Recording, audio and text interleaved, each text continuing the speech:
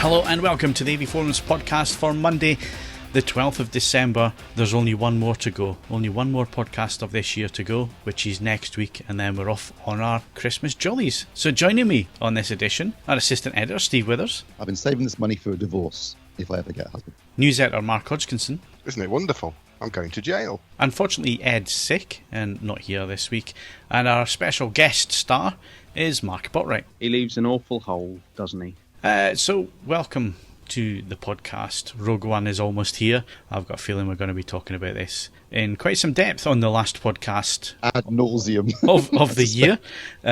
So that's for everybody to look forward to next week, because Steve is getting to see it before the whole of the rest of the team. He gets to see it on Tuesday in the West End. You lucky son of a gun. Yes, Tuesday night in the West End in IMAX. At the Empire, so that could also be laser then in that case, which would be awesome. So I cannot wait to see Rogue One on Tuesday, and obviously get the review up as fast as possible so everyone else can read about it. Obviously there'll be a spoiler-free review, I should stress that.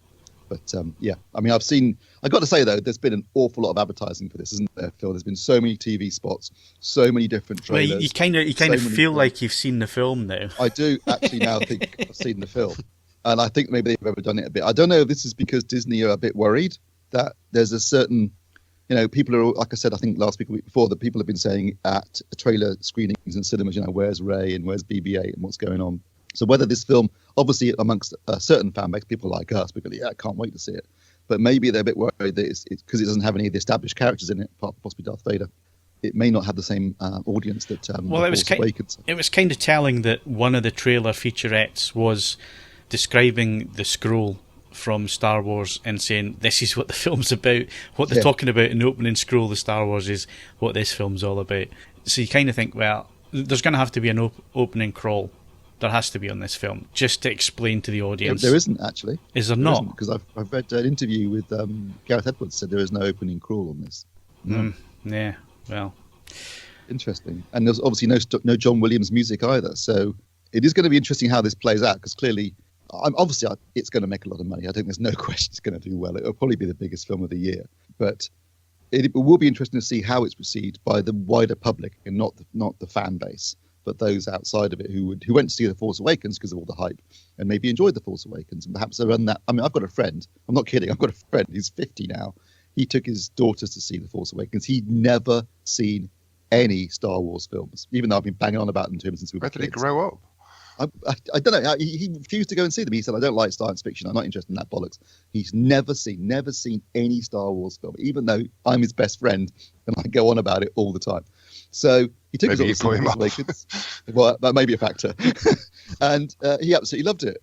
And then he watched Star Wars and the Empire and Jedi. And he has not seen the prequels, I should point out, on my recommendation. I said, don't bother with that. But he saw the original trilogy. He absolutely loved them. So he's a latecomer, a very latecomer to the whole thing. And I just say to us, I've been telling you for 40 years how good it is. You should listen to me. That's quite impressive. That's quite impressive to get to that age and to actively manage to avoid it. Well, I don't know. My stepdad's like that. He just has no interest whatsoever in any of that kind of thing. He rolls his eyes. If me and my brothers are talking about it, he rolls his eyes. He can't be, just doesn't do it for him. So there are people out there who can't stand Star Wars. I did make the mistake of watching one of those supercut things where someone sticks together all the footage that's been available so far in various trailers and TV spots and everything in chronological order. And I did at the end of that 10 minutes think, bollocks, I've just seen a fair chunk of the film there. So yeah, there is I've deliberately avoided recent publicity. So I've only seen one trailer, the original trailer, and that's it. And I've just ignored everything else. So yeah. I'm going in a bit fresher than I did with Force Awakens. I've got to say, the more I see it, the more wooden the acting is becoming. Yeah, Felicity Jones looks very wooden. Wooden, or certainly understated. And yeah, I don't know. It's I mean, obviously, there's been these rumours about there being reshoots. Well, there were definitely reshoots. Tony Gilroy being brought in, sort of overseeing Gareth Edwards and all this kind of stuff. I mean, I don't know how much of this is true.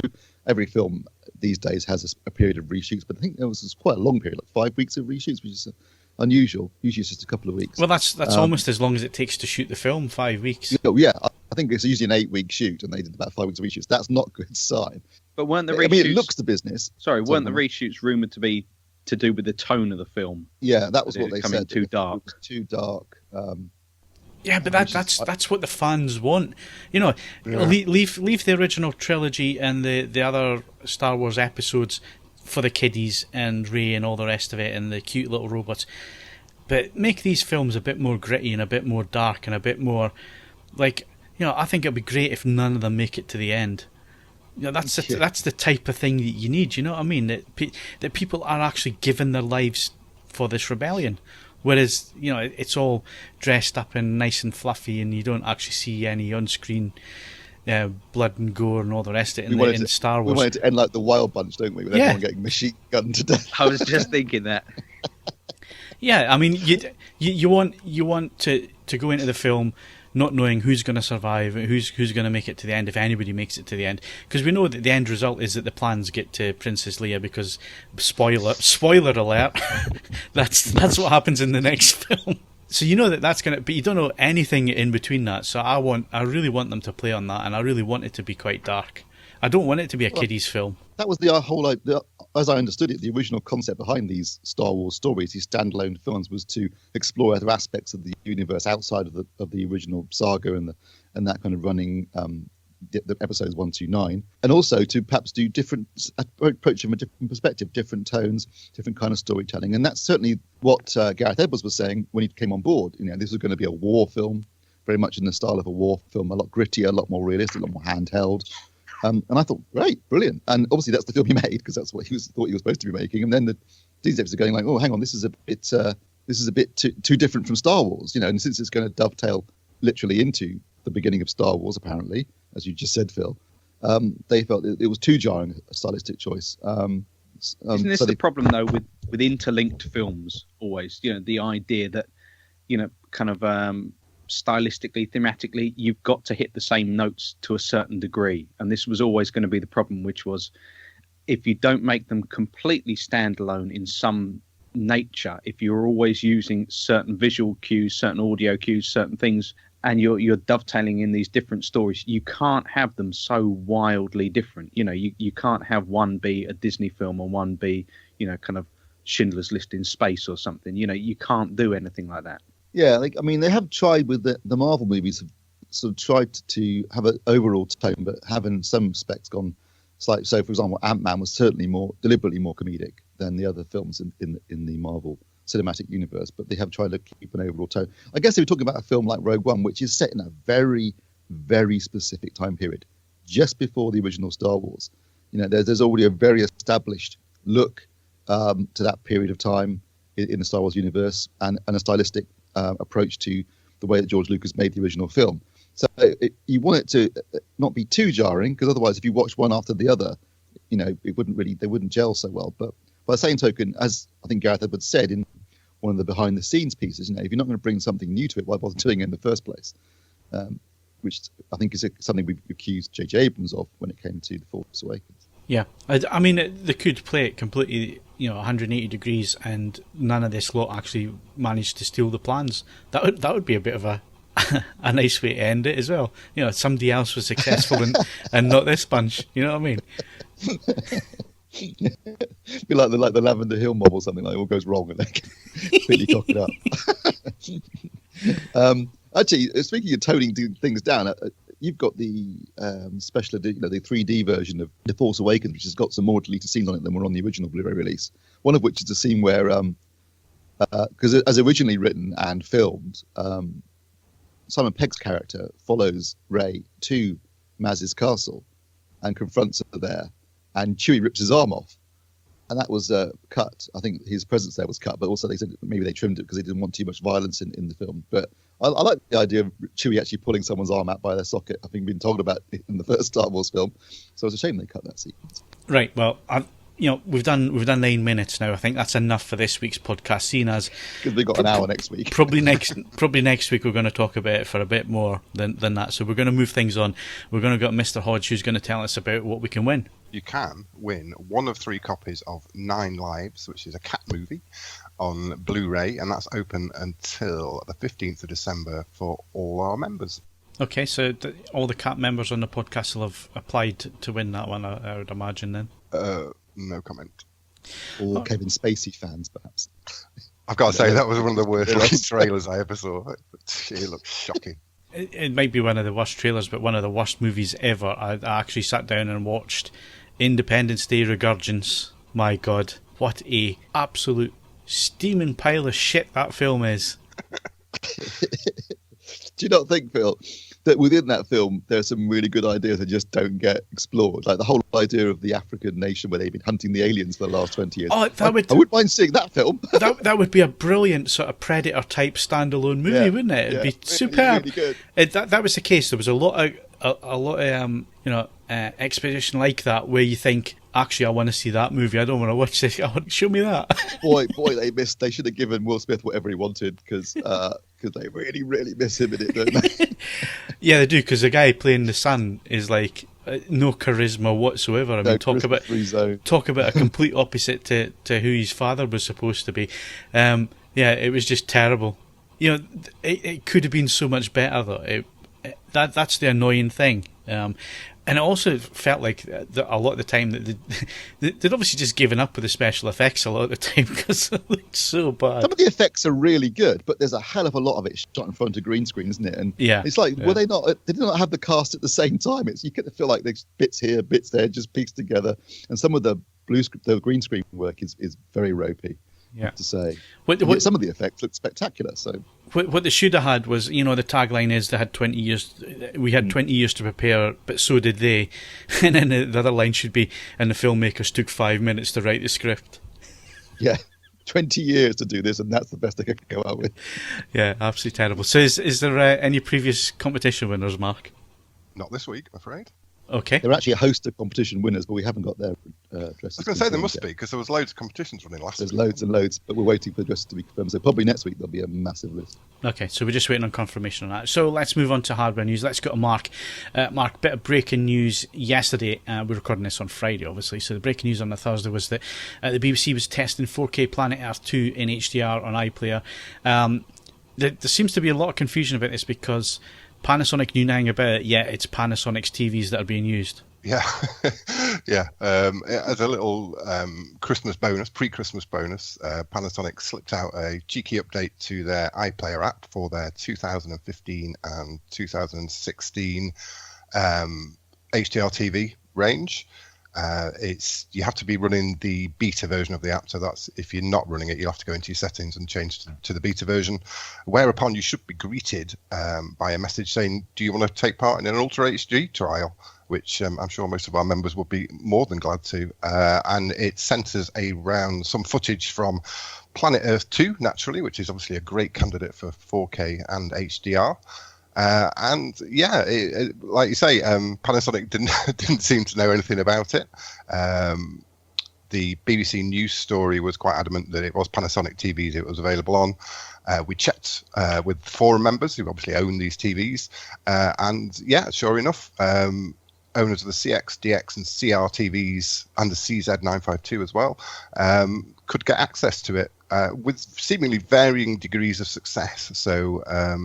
Just looking at the forum thread, the CX owners seem to be, or the C series rather, owners seem to be having a bit more success than the D series owners with their TVs clicking automatically into the HDR mode. But those that have seen it in HDR said it was utterly stunning, as you would expect, I guess. I can expect it to look like that because I've been watching the Grand Tour in HDR on Amazon, and I have to say that looks absolutely stunning. So I can imagine that, Planet Earth, it was shot on the red cameras at 6K resolution.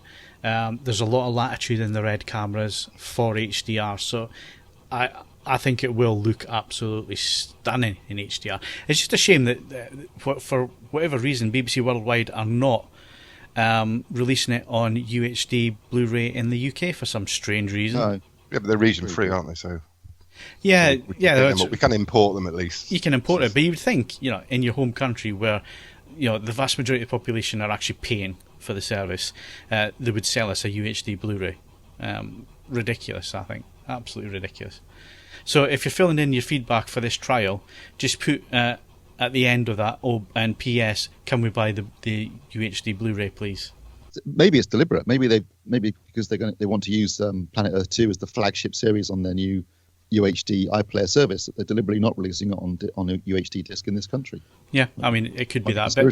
But I think it's quite promising that obviously the iPlayer is going to be a method of delivery for UHD 4K from the BBC, because the BBC they've got some of the best cinematographers in TV working for them.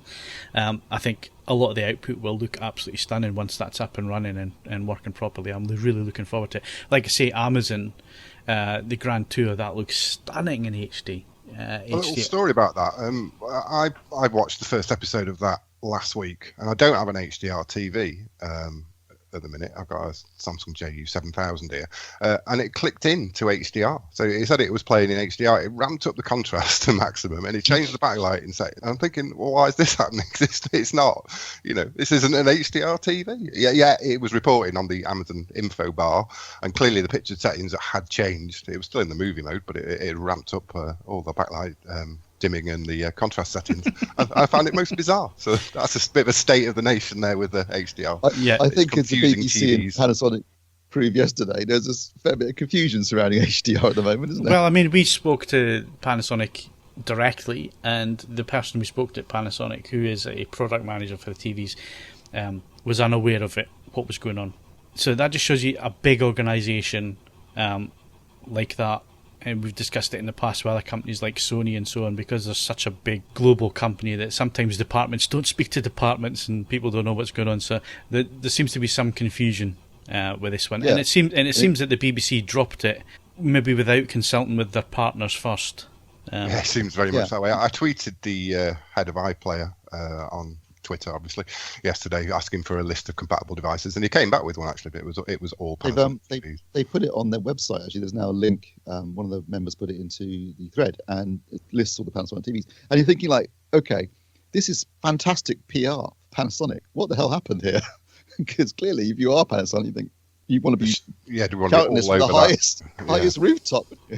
Yeah, you would. Well, you would think that, but again, like we say, big organisations, big companies. Sometimes the left hand doesn't know what the right hand's doing because they're all broken up into different areas and different companies and all that kind of thing. But anyway, that is Planet Earth 2 in HDR. If you have a Panasonic TV, you can take advantage of that. I think it's 4 minutes long, the clip, but well worth watching anyway. And the most important thing is add your feedback, send the feedback back to the BBC. We want them to develop this and push it forward on the iPlayer. Right, another bit of new tech that's coming to TV broadcasting, Steve, and you've been to the facilities. BT Sport going to broadcast their first Premier League match, not only in the normal UHD, but they're going to be adding Dolby Atmos sound from the 31st of January.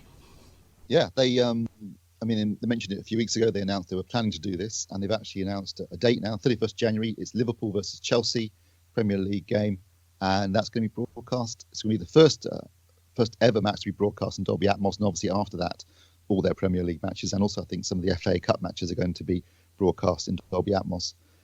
This is a big deal. We're talking about the move now. We've just been talking about UHD and HDR. Now we're talking about immersive audio. It's the next step in the future of TV, and I'm quite excited about this. I mean, obviously, it's going to be a very small subset of the population that are going to be able to experience this initially, because not only do you need to have BT Ultra HD Sport, but you're also going to need to have an Atmos setup as well to actually appreciate this. But for the few that are in that situation currently, and that's, I suspect, mostly going to be AVForums members, it'd be interesting to see how it changes experience. Because, I mean, I'm assuming what they're going to do is puts microphones around the stadium to give you that sense, that layered sense of being within a stadium, rather than just having it at one level. You'll have sound around you at a sort of ear level and also above you to really create that immersive sense of being within a crowd at a football match. And it could be really quite exciting.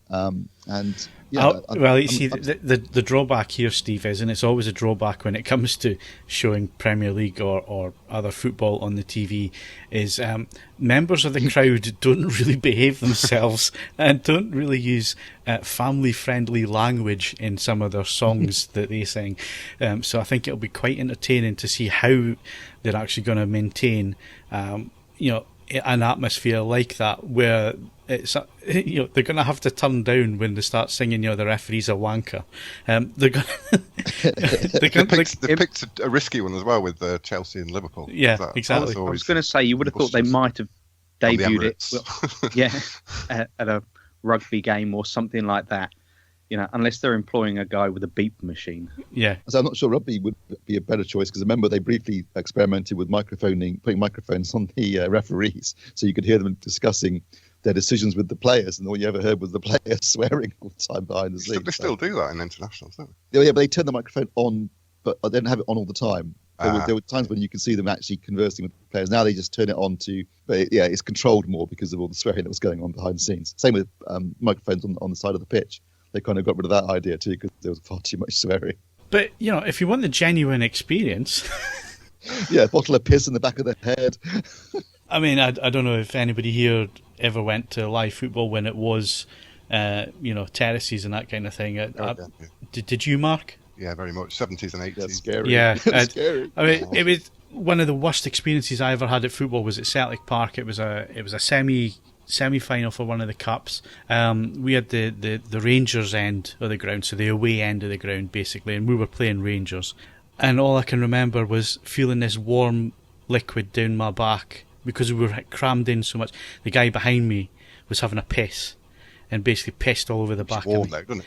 Oh, it's the worst experience I've ever had. And then when we scored, I must have ended about 14 rows in front when we scored. And then 14 rows all the way back again. One of the scariest experiences I ever had at a football game was. I'm so glad it's now all-seater stadium, because you still stand, everybody still stands, but you're now separated out, and it's far safer than it ever was when the terraces. But my God, not just at terraces, but having fences as well. So you couldn't. I mean, thinking about now, I mean, Hillsborough was almost inevitable in a way, wasn't it? Because they were just asking for trouble with that. Well, there'd been 4 previous incidents at that stadium that obviously didn't develop, but could have went really badly. So it happened 4 occasions previous where they'd had issues with that tunnel and with the way that those pens were laid out. And it wasn't just Hillsborough either; it was happening all over the country. I mean, you had the Bradford Fire as well, round about that period as well. So there really needed to be some major changes, stadium changes in the way that spectators were being crammed in, because it wasn't like back in the day where you had 100,000 going to the football games and you had massive terraces where there was the space between the supporters. The stadiums got smaller and smaller, and you were more and more crammed in. And I actually stopped going to away games after that incident at Celtic Park until it became all-seater, because that was just scary, really, really scary. Yeah, I mean, I used to go on the terraces as a kid and getting pushed about, so much. I didn't really think a lot of it, but yeah, I mean, looking back, it's madness, really.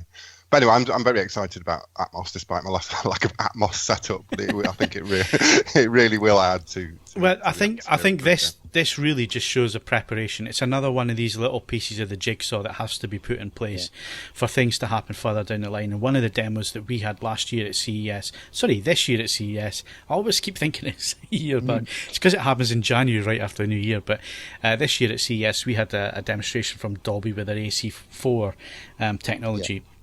Which basically is it Dolby Digital Plus then the Atmos track runs on broadcast? I don't know what it'll be running on. It probably will be the Plus soundtrack, but basically what they were using was a new codec called AC4 at CES, which could carry different audio streams. So you could have different commentators, but still have the atmosphere track there. You could change it to different languages or commentators. You could have different. You could listen to, for example, the Radio 1 or 5 Live commentary rather than the TV commentary team in that time. So you could change it around. But the thing that did it for me, which I was really quite amazed at and wasn't expecting much from, was Dolby Atmos from 2 speakers. And that was just such a revelation what they were doing there with the what is it called? It's psychoacoustic. Yeah, I mean, that was really impressive. Now, it was their demo, they'd set it up. The TV was obviously in the optimum position within the room. It wasn't in one of the corners. It was actually bang in the centre of the room and all the rest of it. But if they can bring that technology to market where it's 2 speakers and that comes out on every TV that comes out and they're capable of doing that, you can see why BT Sport have gone this way and put that piece of the jigsaw in, because that'd be a bit of a game changer actually. If that technology comes to market and sounds as good as it did in that demo, because it was really impressive, wasn't it, Steve? Yeah, I was. I mean, I'm sure, like you, I was very skeptical when they said they were about to do this. And I'm thinking, from the 2 little speakers and a TV, you're thinking like, this isn't going to sound good. And I mean, and given that at that point maybe you hadn't had so much experience with Atmos, but I'd been listening to Atmos in the home cinema for 6 months at that point, so maybe longer. So I kind of had a good reference point in terms of how it should sound, and I was amazed at what they were able to do with those 2 speakers and the way that it did. I mean, obviously it's not a full Atmos experience, but there was a real sense of envelopment. There was a real sense of greater immersion from the sound, and sounds coming from, they seem to be coming from above you.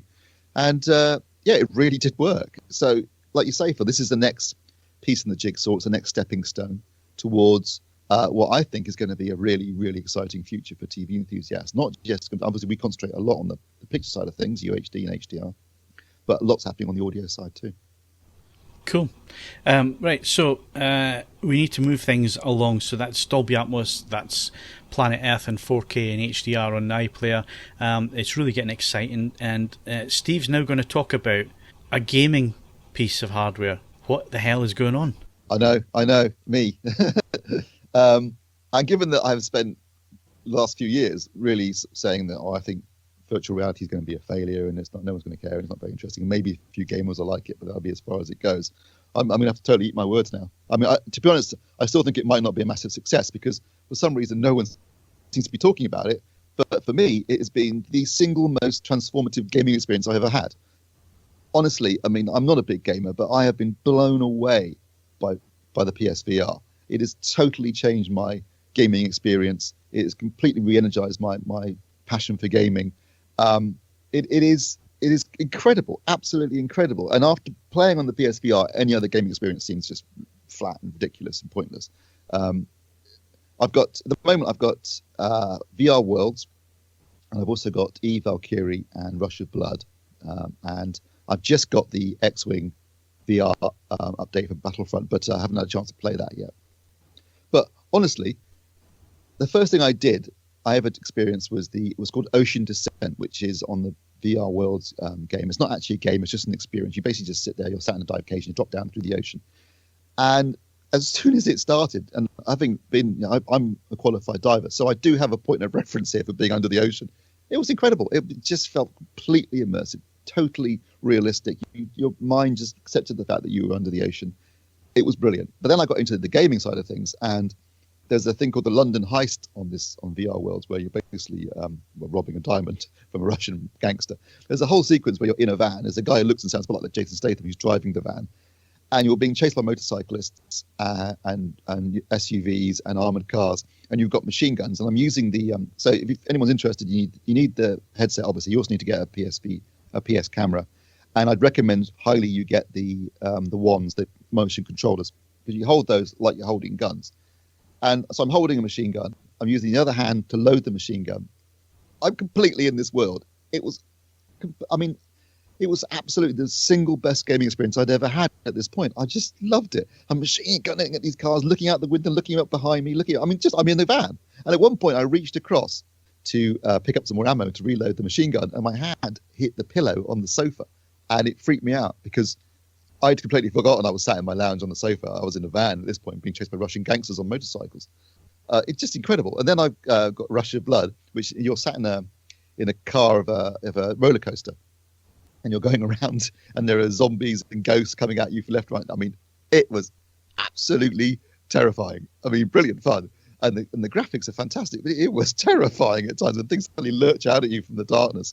I eventually took off the headset after about an hour of this game, and the cat was sat in front of me, staring at me, thinking, "What the hell is this guy up to?" Because obviously I'm doing a fair bit of screaming and stuff. Because you do scream, you can't help yourself. You go, "Ah!" when something just appears right in front of you. It's brilliant. And then I got the Valkyrie. Who has not, since they were a kid, wanted to fly a spaceship?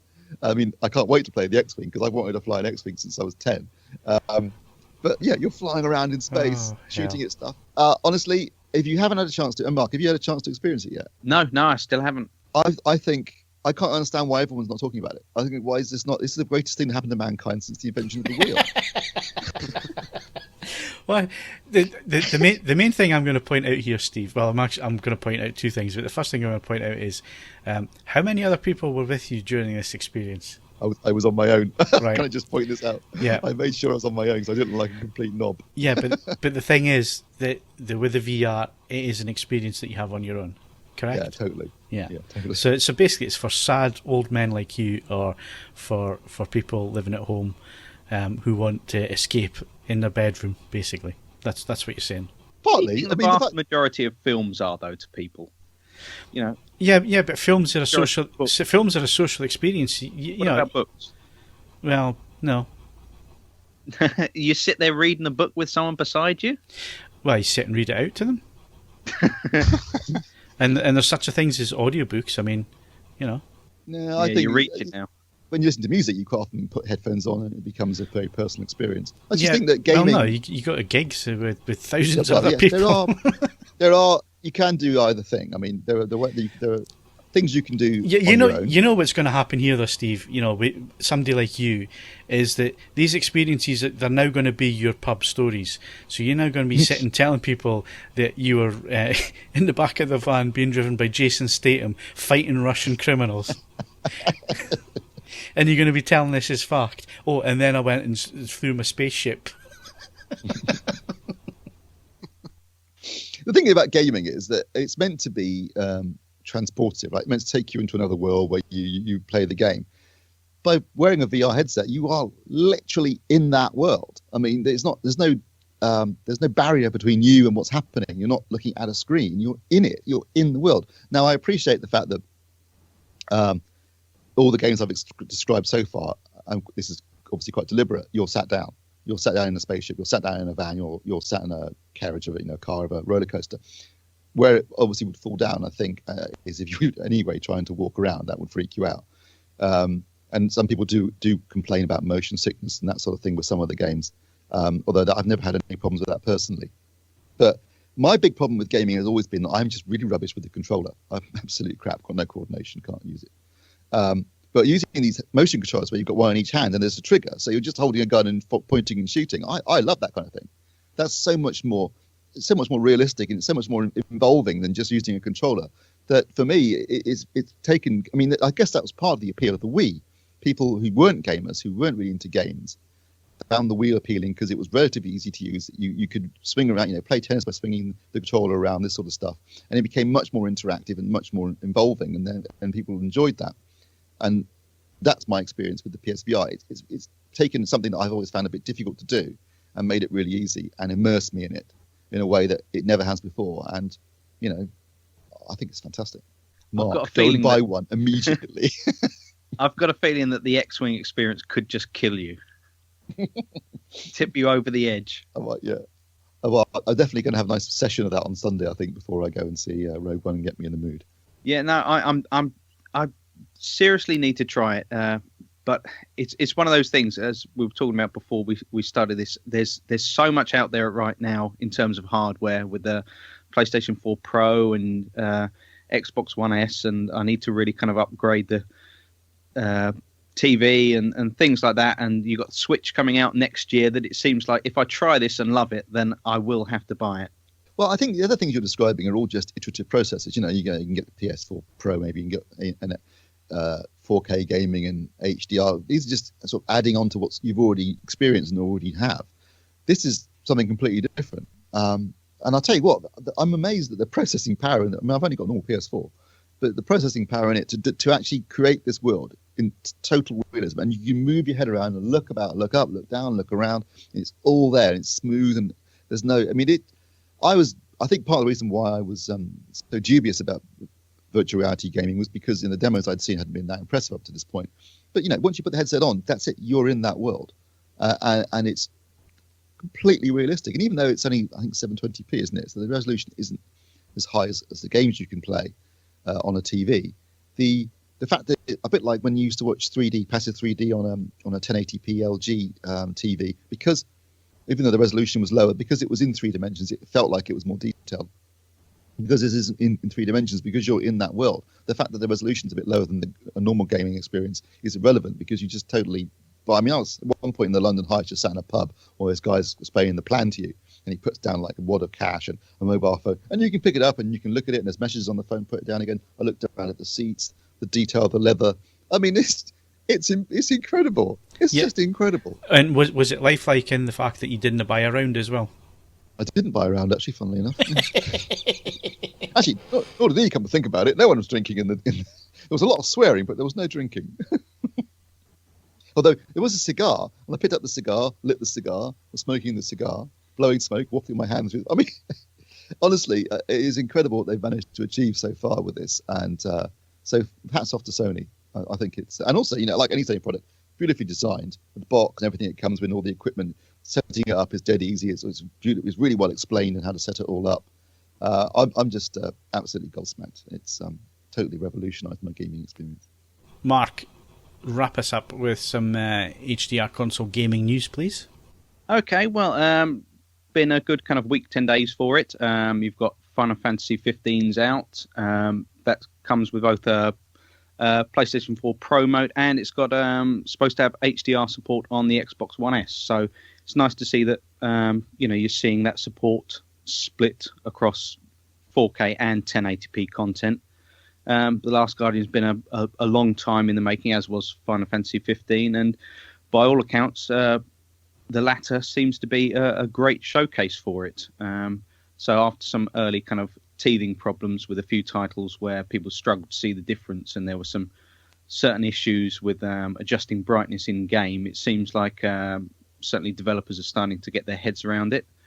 In other slightly gaming HDR related news, LG are supposedly planning an update to fix the input lag on their 2016 OLEDs with regards HDR material when that's displayed. It's seemingly taking longer for the HDR signal to be processed. I don't fully understand why that is, but there's also a rumor that future sets could have a dedicated HDR games mode, because it seems like it's a big push now with HDR content, and that people are viewing these things through their consoles, and they want to use it as a kind of all-in-one box. Other than that, it's not all sunshine on the kind of 4K HDR gaming front. The Last of Us Remastered seems to have been patched and had downsampling for those still using 1080p screens removed. This was perhaps one of the reasons why Sony didn't greatly push the benefits of the PlayStation 4 Pro to people who still had 1080p screens. I think a lot of people assumed that there would simply be settings within the games themselves where they could choose output resolution, and then they could enjoy the benefits of downsampling to get rid of things like aliasing. However, that seems to have been removed. So all in all, a mixed week, but it certainly seems like HDR for gaming is starting to pick up some steam now. Good stuff. So I guess before we finish, Ed was going to do his old fantastic beats and where to find them about streaming services. Unfortunately, Ed's ill and not here. But if you want to find out more about his music streaming service write-up, then it is on the front page of AVForums, so go and have a look at that. And if you haven't seen his unpacking video yet, where he unpacks the Fight Club soundtrack on vinyl, it is rather entertaining, and you'll find that in the media box on the right hand panel in most of the forums on AVForums. So go and watch that, or go to our YouTube channel and subscribe. Right, that's it for hardware news, and we're going to movie news next.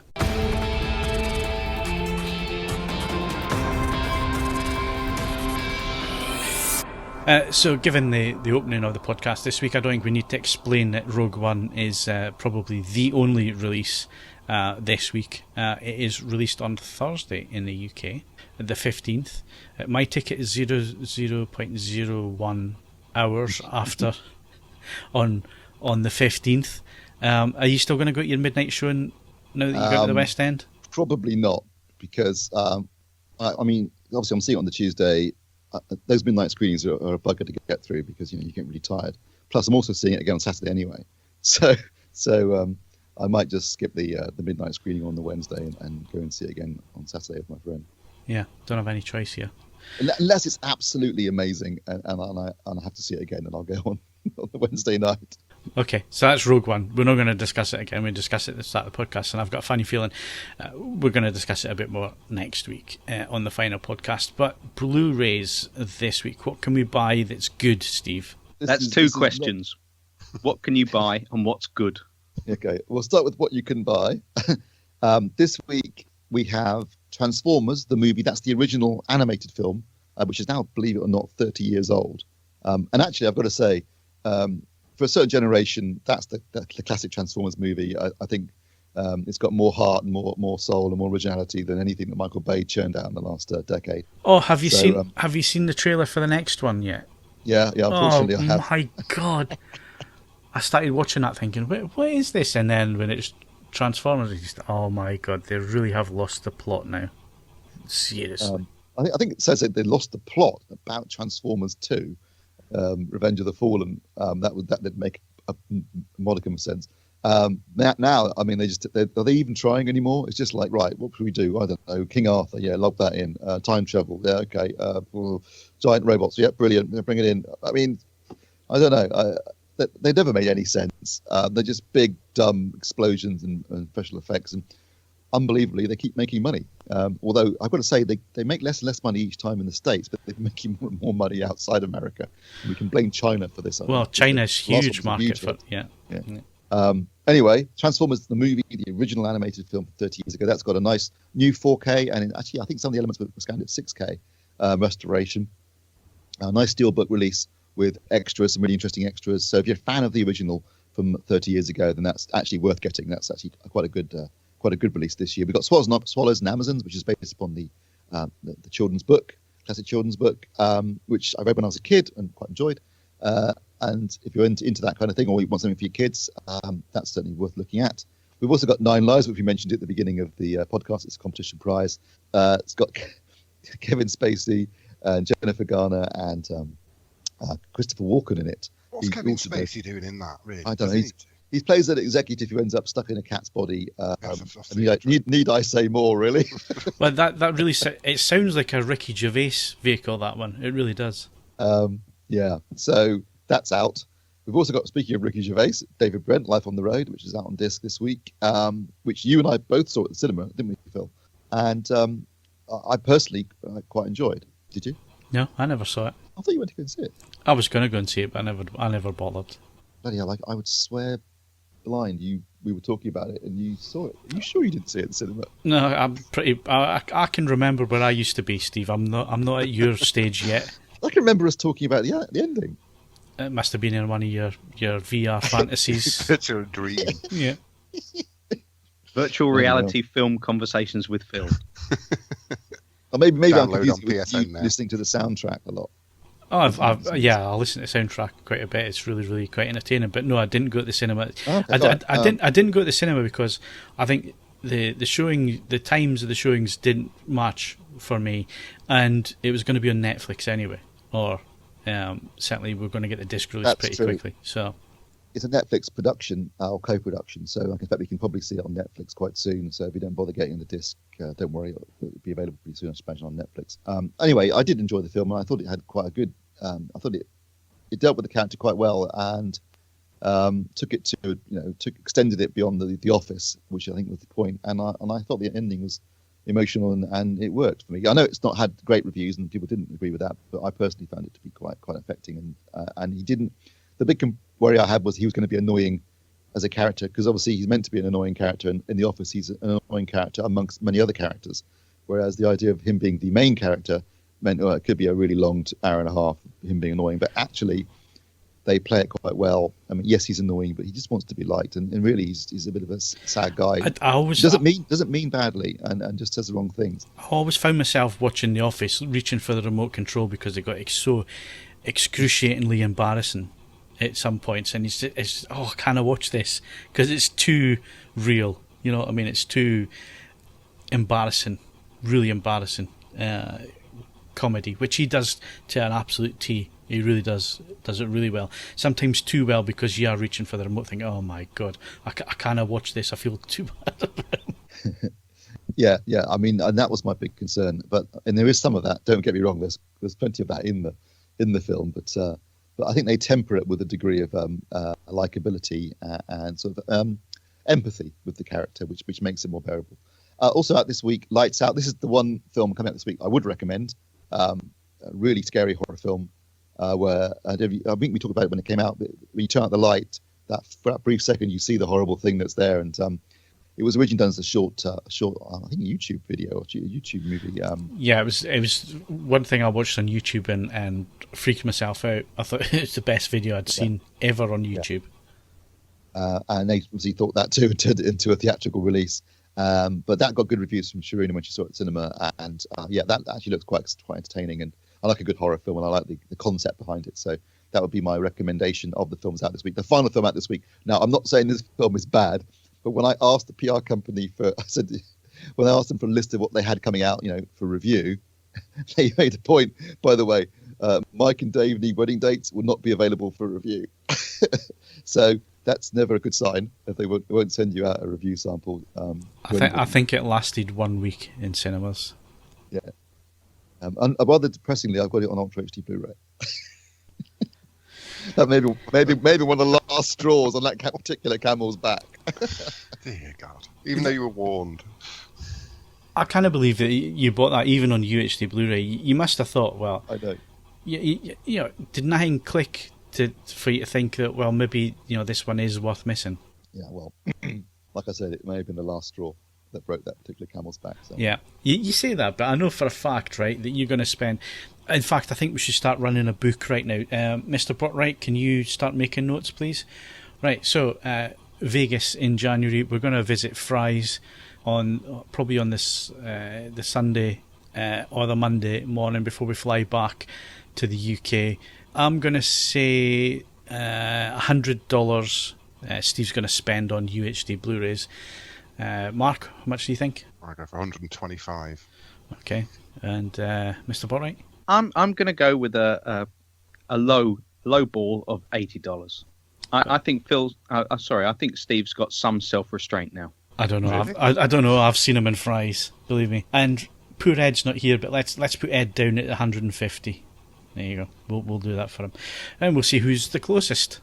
Well, interestingly, since we're about to get on to Ultra HD Blu-ray Roundup, I can probably answer that question for you now. Because it's never like that. When you're in the store presented with all those discs, you will spend money. Yeah, true. And it also depends on what they're priced at, obviously, because you've got things like sales taxes and that sort of stuff when you actually buy them in the store. So suddenly it can get quite expensive quite quickly, can't it? I don't know. I've in all the times that we've been going to Fry's, right? And this will be, how long have you been going to CES? Because 2011 was my first CES. 2011. So what's that? 5 years. So this will be your sixth year. So 7 years, and all that time we've been going to Fry's on the last day before flying home. I have never bought anything when I've been in Fry's. No, you haven't. Actually. I have never spent a penny. I've bought loads. It used to be when I first went to CES and my first year. So this will be 10 years. This is definitely 10 years because I've renewed my passport. So I know it's 10 years this time. Well, it is 10 years because the year I was there with Chris was the year that Sully landed the plane in the Hudson. Yeah. So which is 2009. So the year before that would have been.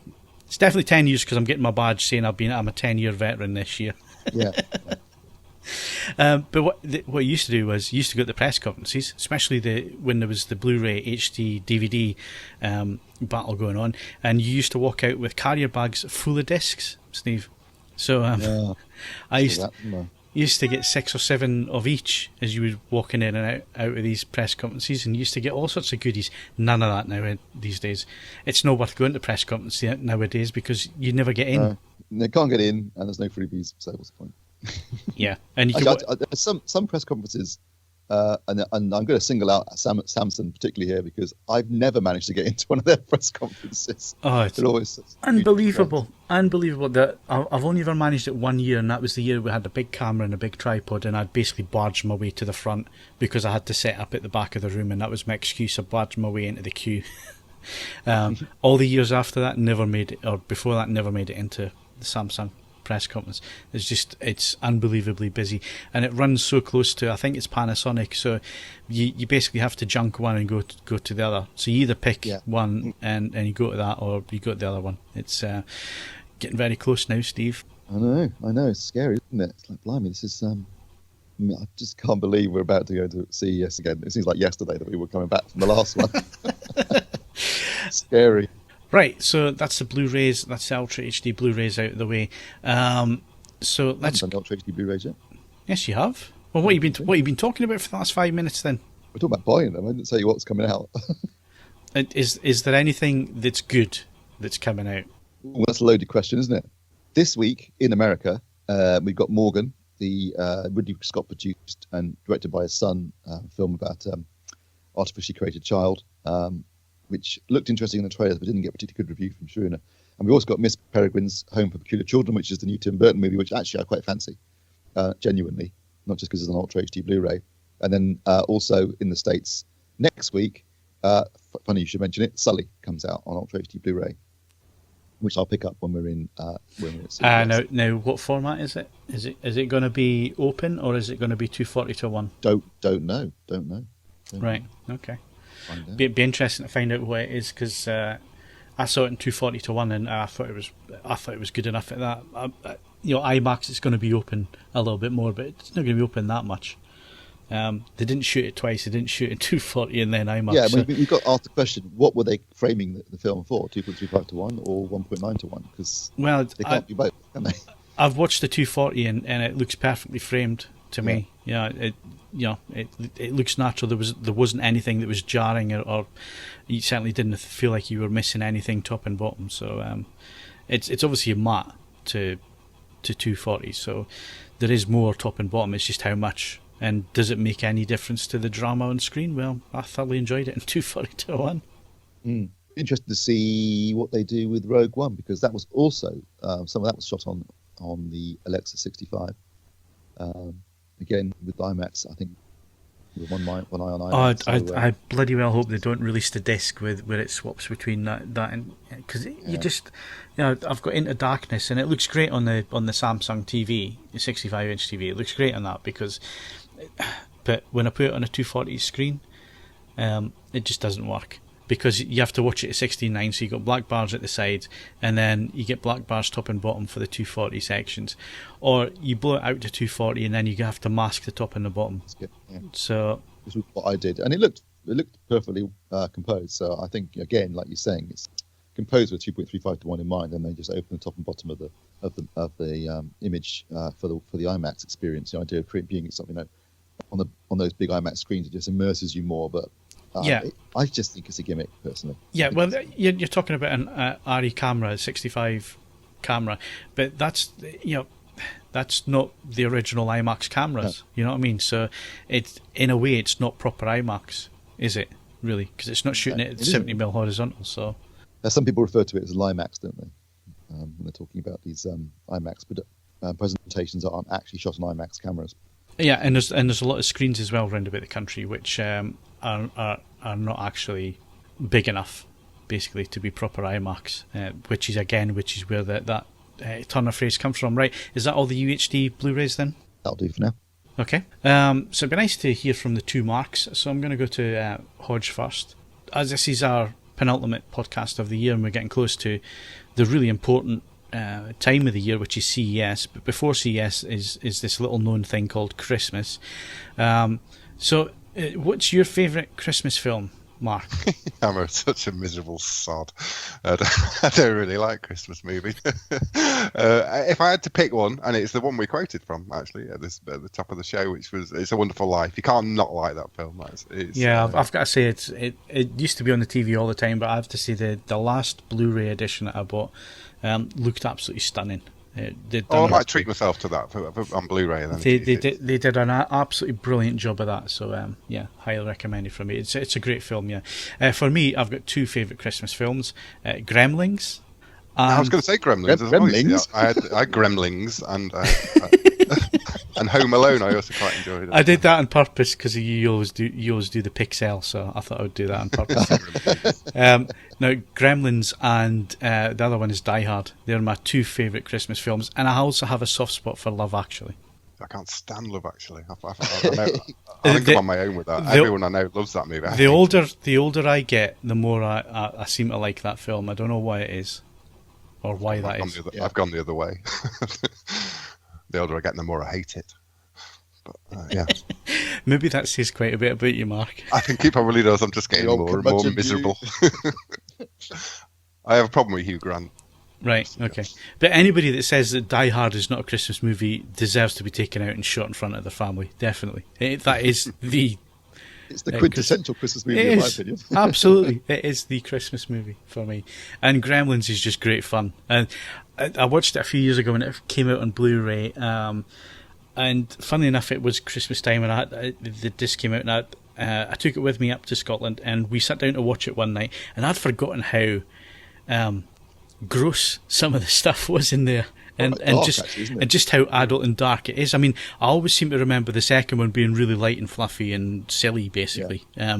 But the first one really is quite dark, and there's the bit where one of them goes into the food blender, and my granny was objecting to this at that point. She's, "Oh, how disgusting! What kind of film is this?"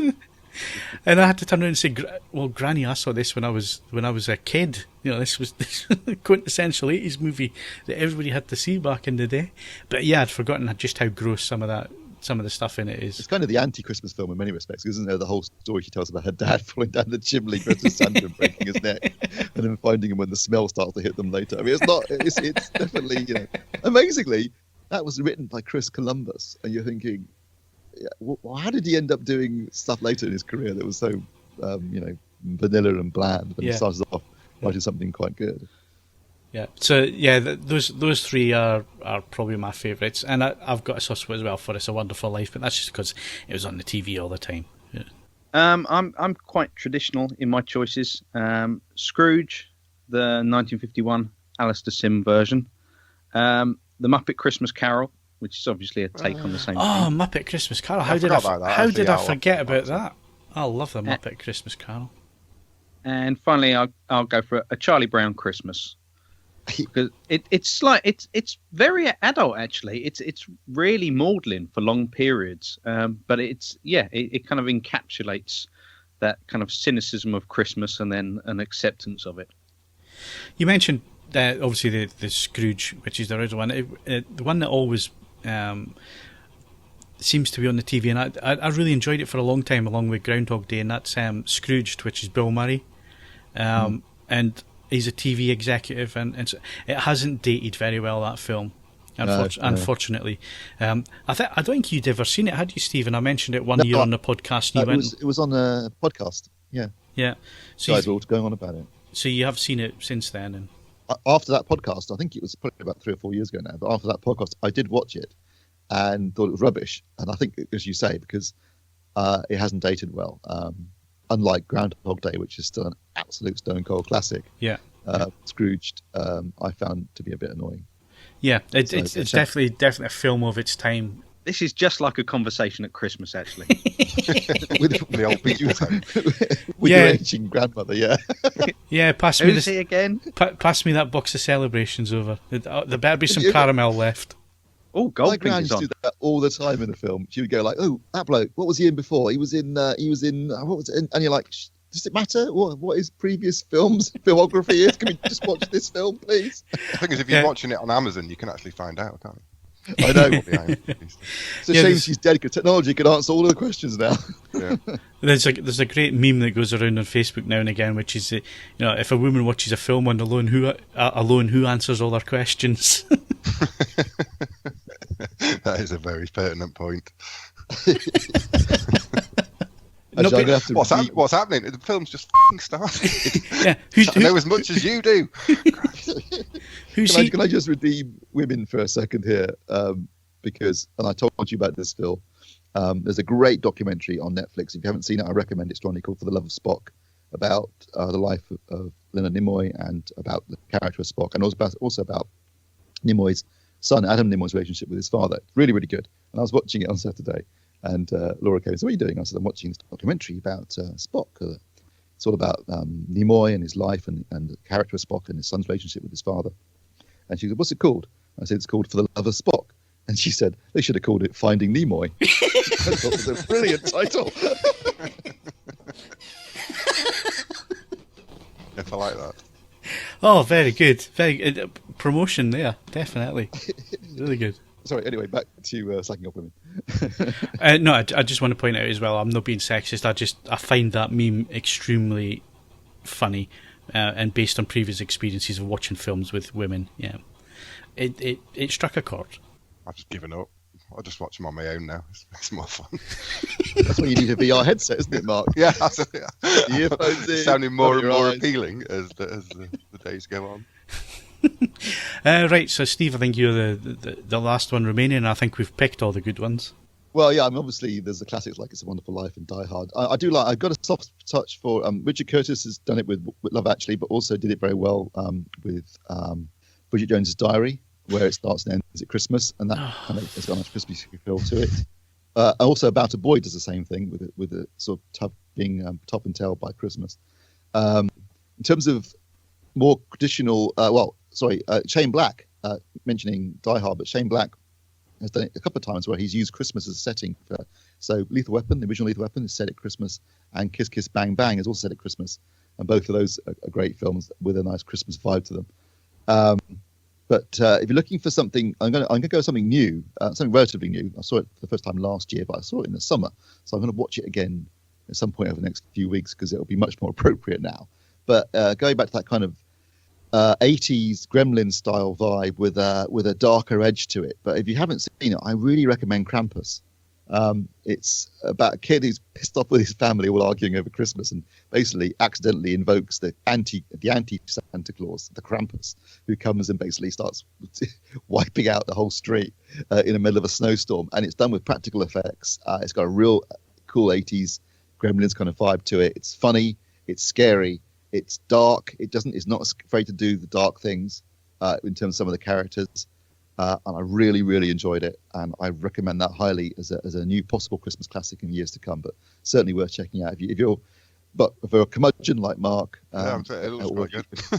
if you are, or if you're hankering back to the days of things like Gremlins, this is really, really good, and I recommend it highly. If we're talking about films set at Christmas, then you can add in Rocky IV. Is that set at Christmas? I think it is. Never seen Rocky IV. I've seen it. I can't remember it being very. Only got as far as Rocky 3. Doesn't he have a robot butler? Ivan Drago, that one. Is it? Yeah. Yeah, that's the one. There doesn't seem to be any sci-fi that's set at Christmas. There must. No Christmas space. Is there not? Nah, that's dashed. You wouldn't want to be travelling around space, considering the expense of rocket fuel to having to store your Christmas decorations.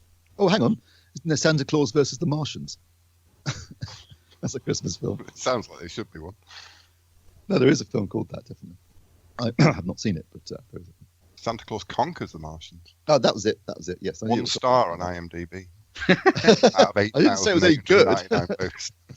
No, I was just going to say on the subject, Krampus and kind of alternative Christmas films, there was a Finnish film in 2010 called Rare Exports, which was on a similar theme about the idea of digging up Santa, excavating this kind of mountain, and the idea that in fact Santa was this evil figure, and that was quite good, quite dark. That sounds quite interesting. Yeah, that sounds good. Was there a bridge in it? I don't think so. No. No, and there were no kind of autistic detectives in jumpers or anything like that. Well, here's another thing based on the Scandinavian thing. What do you think of QI now that Stephen's gone and been replaced by Sandy Toksvik? I like it. Do you? Yeah, I think she makes a very good host. I think it's kind of I like Stephen Fry, but I think he'd started to kind of almost become worn down by the format, and she's brought a bit of energy back to it. You see, the old guard were on. Was it this last week? Obviously not tonight's episode, but last Friday's episode. So if you're listening to this on Monday, almost 2 weeks ago, but David Mitchell and so on were on there. I call them the old guard. It just didn't feel like QI. It just, don't know. I'm missing Stephen Fry. I've not watched the new series yet. I'm a big fan of Sandy Toksvik, though. I don't dislike her, and I think she when she was born as a contestant, she was always funny and witty and all the rest of it. I'm just having problems with her as the host. What was that children's series she used to present on Saturday morning on ITV? It was a number, wasn't it? It was a street. So was it 6 something? Number 73, was it? Maybe. What were we talking about? These mad conversations. What are you two on about now? Children's. That's where I first saw Sandy Toddler. It was on a Sandy. children's Yeah, she was platform. a TV presenter, a children's TV presenter. She didn't suit that format. No, she did a quiz show on I think during daytime TV, which wasn't very good. She's strange standing up. She's too small. She's only 4'11".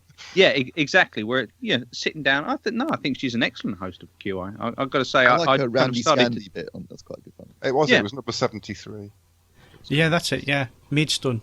I remember the address. It got 4 years. God, it was what years was that? It was definitely 82 to 86. Yeah, definitely early 80s. I remember that. Well, we're going to talk about what we think of things, and I mean, we won't mention any spoilers here. But now that Westworld has ended, Mark, did you find the conclusion satisfying?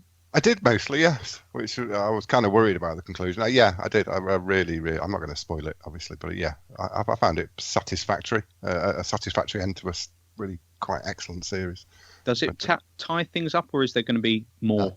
Is that it's one and done? It's not totally tied up, no. No, but there's an open. It's a very open ending. Obviously, setting up another season. They're not going to close that off. It's been really successful, hasn't it? So.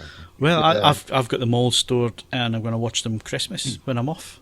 I'm going to sit down and just watch them all back to back. That's my plan. And I'm also going to finish off Mr. Robot because I'm not quite finished that yet.